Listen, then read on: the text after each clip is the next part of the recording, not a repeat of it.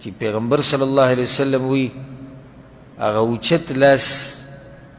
چې ځان له مزدوري کوي څه ګټي او خوري دا د هغه کمزوري لاس نه غوره دی چې یو ته یې نیولی او بل ته یې نیولی او د خپل لاس رزق او په خپل لاس باندې رزق ګټل دا د پیغمبرانو او د انبیاو طریقه ده. دویمه فایده دلته دا شوه چې لازم نه ده لکه څنګه چې د مشرکانو هم دا ذهن او دا ردونه کړي دي، تاسو اورېدلي قرآن کې راغلي چې یو سړی به د الله خاص بنده وي، دی به مالدار وي او دله به الله هر څه ورکړي. نه، بلکې دا خبره موږ بار بار بیان کړې ده